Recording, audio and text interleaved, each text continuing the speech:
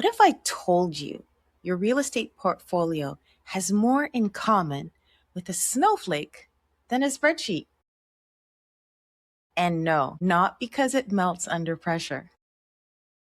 It's because every investor's wealth is shaped by a unique combination of choices, timing, and strategy. Today, we're decoding the 8 profit centers that can turn an ordinary property into a wealth building storm. Welcome back to Real Estate with Nicole. If you're here for this episode, you've already started making an important mental shift we talked about last time. From reacting to a property like a consumer to evaluating it strategically like an investor. In other words, we're moving from, I hate that paint color, to show me the numbers. And honestly, I'm proud of you already. Last episode, we talked about how every investor is as unique as a snowflake. Today, we're taking that idea a little further because we're not just talking about the mindset of the flake. We're talking about the science of the storm. Let me take you back to 1611. Johannes Kepler, yes, the astronomer, became fascinated by one very specific question. Why do snowflakes have 6 sides? Today, I'm asking a real estate version of that question. Why do so many investors rely on only one profit center when a single property can create wealth in multiple ways? If Kepler had owned a duplex, I'm convinced he would have studied the numbers and then refinanced it. Science eventually discovered that snowflakes form their shape because of the atomic structure of water. But the branches, the beautiful patterns, come from what scientists call atmospheric history, where every flake moves through different temperatures, different humidity, and different winds. That journey is what makes each one unique.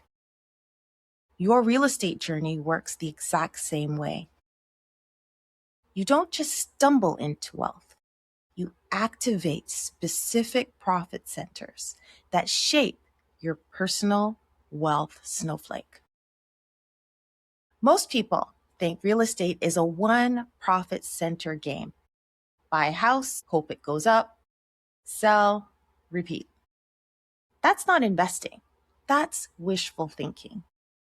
Today, we're breaking down the 8 profit centers that can allow a single property to build wealth in multiple ways, and sometimes even at the same time.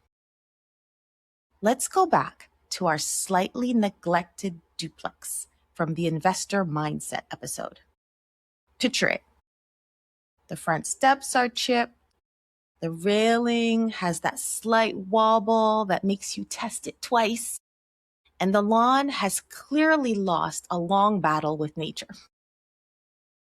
There's a crooked for sale sign leaning in the yard like it gave up sometime last winter, and the porch light is flickering like it has opinions. Inside, the wallpaper is peeling at the seams. The floor gives a tiny creak under your first step, and the kitchen looks frozen in another decade. Tired cabinets, dated tile, and one fluorescent light buzzing overhead. Downstairs, the basement feels cool and damp with that unmistakable, somebody should probably open a window feeling. To a regular buyer, it looks like a problem. To a strategic investor, it can become a wealth laboratory. Now imagine 3 different investors walking through that same front door. Same faint basement smell, same cracked tile underfoot, same outdated cabinets with handles that have survived more design trends than any of us. But each one sees a totally different future. Dan steps in first, looks around, and says, "Great, everyone else is going to hate this place." John and Sarah pause in the doorway and ask, "Could this help us build something more stable for our family?" And Rita is already staring at the basement stairs, saying, "There's more here than people realize." And that's the point of this episode. The property has not changed. The numbers may be the same. The walls, the yard, the basement, the quirks, all of it is still sitting right here. What changes is the lens. And sometimes that lens is the difference between feeling overwhelmed by a property and feeling empowered by a plan. In real estate investing, the lens is everything. Okay, back to Discount Dan. Dan is not looking for perfect. He's looking for margin of safety. He knows a property that scares off emotional buyers can create room for negotiation, better terms, and a stronger starting position. Dan looks at the peeling wallpaper and says, "That is not ugly. That is bargaining power." Where some people see cosmetic flaws, Dan sees potential leverage, less competition, and a clearer path to value. Instant equity is the gap between what he pays and what the property is actually worth today. If the duplex is worth $500,000 and Dan buys it for $450,000 because the seller is motivated and most buyers cannot get past the ugly, Dan has created value before the first renovation quote even lands in his inbox. Here's the takeaway. The deal is not only won when you sell. Sometimes it starts being won the moment you buy well. Consumers see a money pit. Dan sees a clearance sale. And listen, Dan is not being reckless here. He's not saying, "I like problems." He's saying, "I like problems I can price properly." And that distinction matters. So, instant equity is the first profit center. Let's take us now to profit center number 2, which is leverage or other people's money. So now, how does Dan buy that duplex? He uses other people's money. Leverage allows your capital to work harder. It's the idea of using a smaller amount of your own money to control a larger asset. And when it's used responsibly, it can help accelerate growth. Now, this is not a recommendation to overextend yourself, not at all. It is simply an example of how leverage changes the math. Now let's play out a scenario. Imagine you have $1 million. Option A, you buy one property in cash. It goes up 5%. So you make $50,000. Nice, respectable. A polite return. Option B, you use that $1 million as a 20% down payment on 5 properties. Now you control $5 million in real estate. A 5% increase on $5 million is $250,000. Same market, same appreciation rate. But now you have a much larger exposure to potential growth. Assuming the debt is structured responsibly and the properties can support themselves. So that's really important. Basically, that's the power of leverage. Not as a shortcut, but as a strategic multiplier. And when it is matched with strong analysis, conservative assumptions, and the right professional advice. So, if instant equity is about buying well, leverage is about expanding wisely. It is not about rushing. It is not about collecting doors for the sake of it. It is about matching opportunity with responsibility, because real wealth should not cost you your sleep, your peace, or your ability to make calm decisions. And if this feels like a lot, don't worry. The goal today is not to master every profit center at once.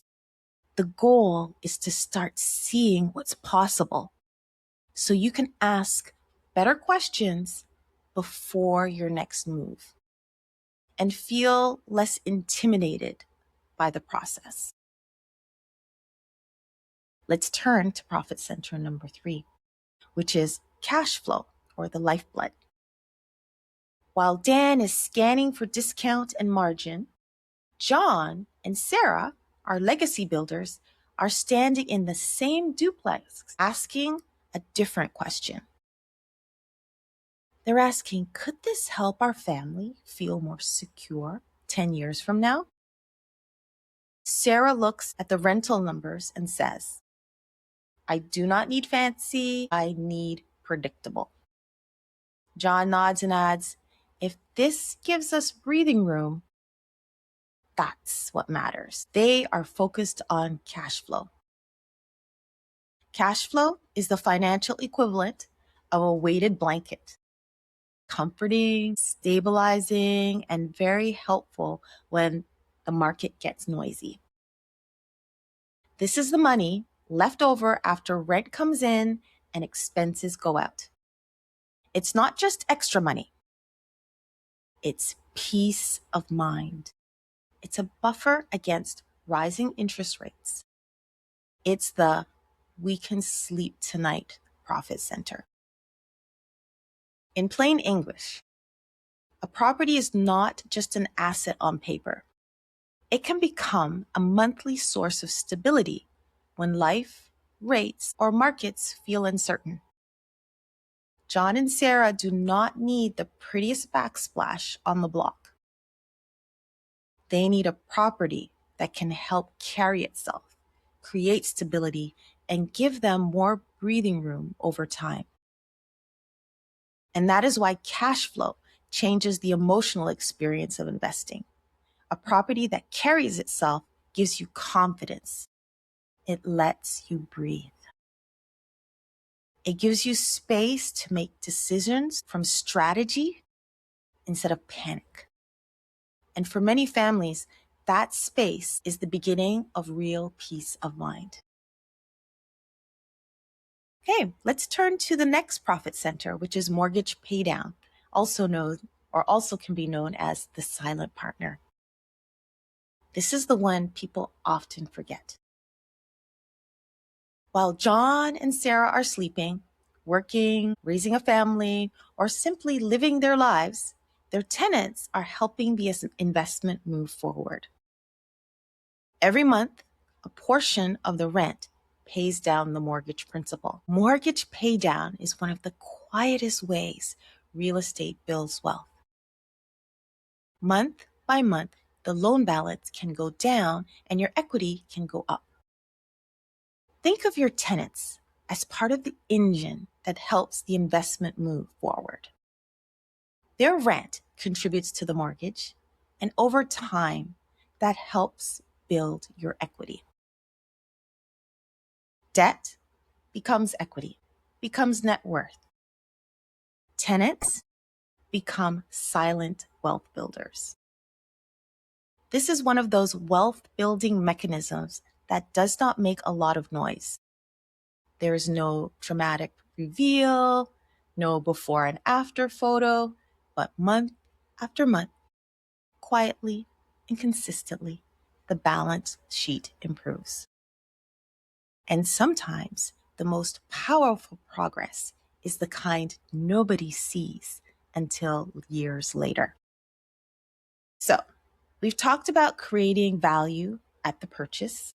We've talked about using leverage thoughtfully. And we've talked about supporting the property through cash flow and building equity through mortgage paydown. Now we can move into the next layer of your wealth snowflake, the growth phase. This is related to appreciation, both market appreciation and forced appreciation. Market appreciation, or the passive rise. It's the increase in value that can happen as the neighborhood, the economy, and demand around your property changes over time. New transit lines, more demand, inflation. Real estate has historically been viewed as a strong hedge against inflation because over time, rising replacement costs, rents, and demand can contribute to higher property values. Here's the important part. Patience can become part of the investment strategy, but it should never be the only strategy. You still need judgment, timing, and a plan. Market appreciation is the part investors cannot fully control, but they can choose markets, neighborhoods, and property types with intention. That is where strategy enters the passive side of the equation, and where patience becomes more than a virtue. It becomes part of the plan. Now let's turn to forced appreciation, or the active rise. This is renovating Rita's specialty. When Rita walks through that same duplex, she's just not looking at what is there. She's imagining what the property could become. She points to the awkward back room and says, "That is not wasted space. That's an opportunity waiting for a better floor plan." Rita doesn't wait for the market to hand her value. She looks for ways to create it. She studies the layout, the zoning, the unused space, the basement ceiling height, side entrance, the awkward room that nobody knows what to do with. In other words, Rita is not just renovating, she is repositioning the asset. She may add a basement suite. She may reconfigure the layout. She may capitalize on zoning changes. Rita's emotional fuel is possibility. She sees potential that others walk right past. Where someone else says, "This is too much work," Rita says, "This is where the value is hiding." When done carefully, she can create equity where it didn't exist before. And that can help make the investment more resilient if the market becomes less predictable. This is where Rita's lens becomes so powerful. She's not waiting for the neighborhood to improve. She's asking, what can I improve?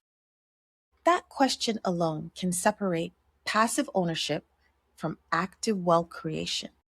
And it can turn uncertainty into agency.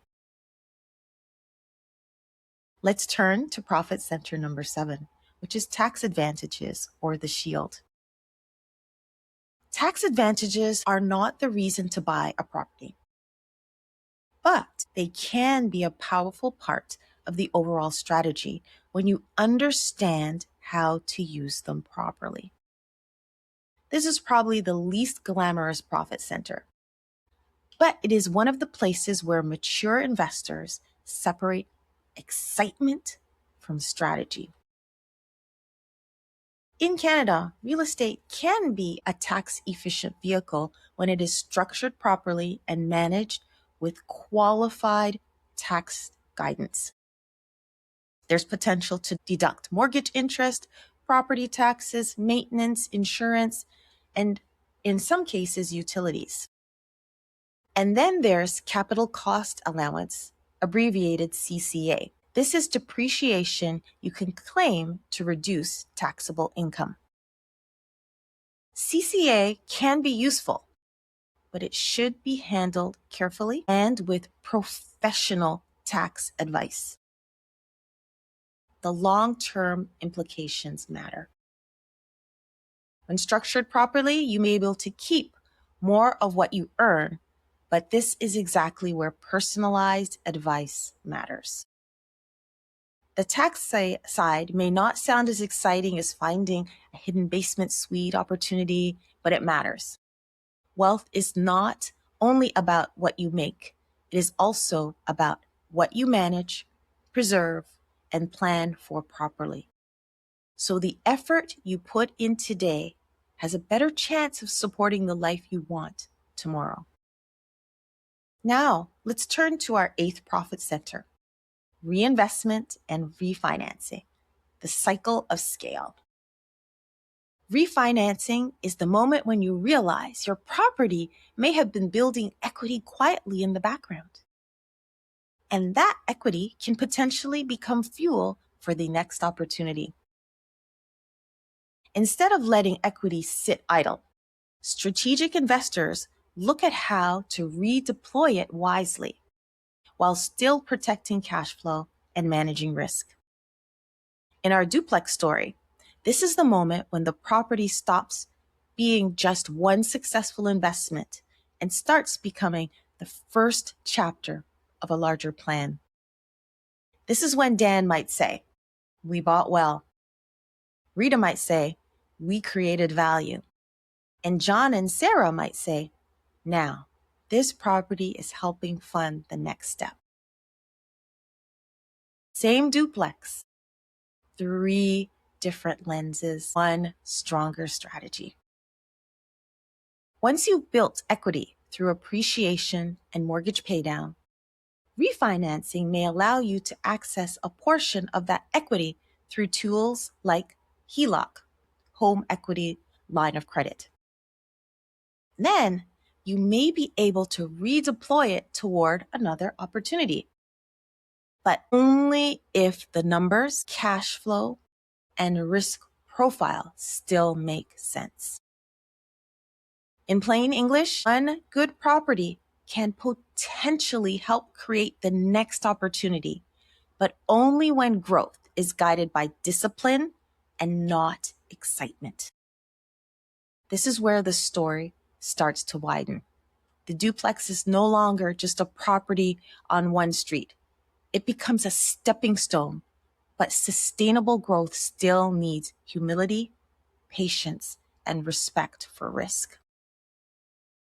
This is how one duplex can become 2. 2 can become 5. And 5, managed thoughtfully, can become the foundation of a long-term legacy. This is the atmospheric history of our wealth snowflake. The chip steps, the smart purchase, the steady tenants, the forced appreciation, the refinance decision, and the journey that shapes your financial future. Because at the end of the day, this is not just about properties. It is about choices. It's about creating options for your family, protecting your future, and learning to recognize opportunity where others may only see obstacles. It's about building the kind of confidence that lets you move through life with more clarity and less fear. Just like scientists discovered that every snowflake's journey creates a different crystalline structure, your wealth journey is shaped by which of these 8 profit centers you activate, and in what order. You don't need to use all 8 right away. You just need to understand how they work together so your strategy fits your life, your goals, and your risk tolerance. Kepler looked at a snowflake and saw design where others saw something ordinary. That is your challenge now. Look at a property and see the design behind the deal. That is what I want you to take from Dan, Rita, John, and Sarah. They are not 4 different people chasing 4 random ideas. They are 4 lenses you can borrow when you evaluate a deal. One asks, did we buy well? One asks, can we create value?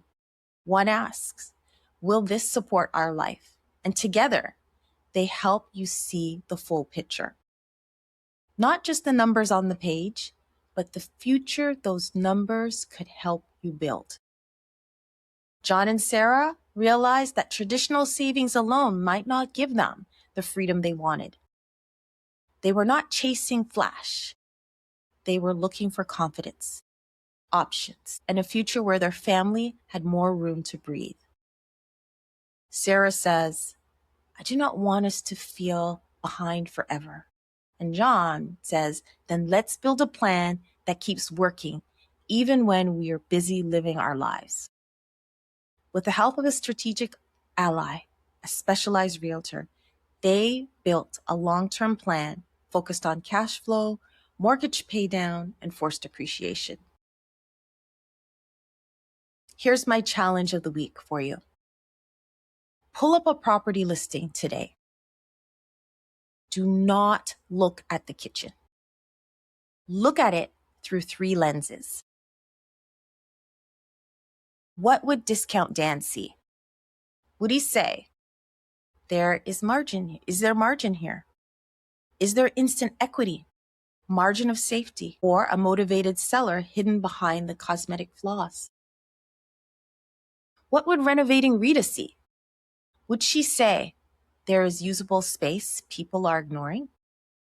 Could the layout, zoning, basement, or unused space create forced appreciation? What would John and Sarah see? Would they say, could this support the life we are building? Could this property support long-term cash flow, stability, and a bigger family vision? Stop looking only for a place to live. Start learning how to recognize an asset that can support the life you are building.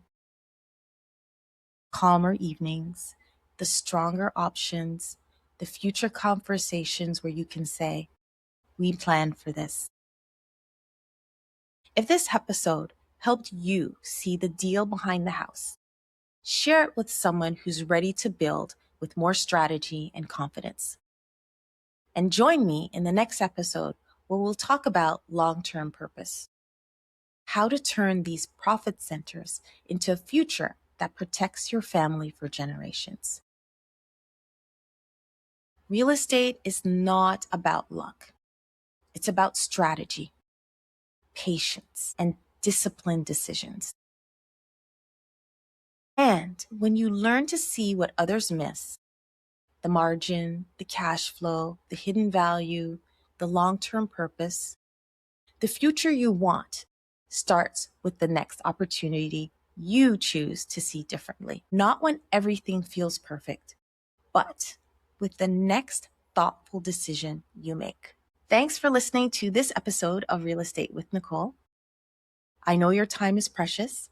If you enjoyed this episode, please share it with one friend and subscribe. Please leave a comment, as your comments and feedback are important. Thank you, and see you next time.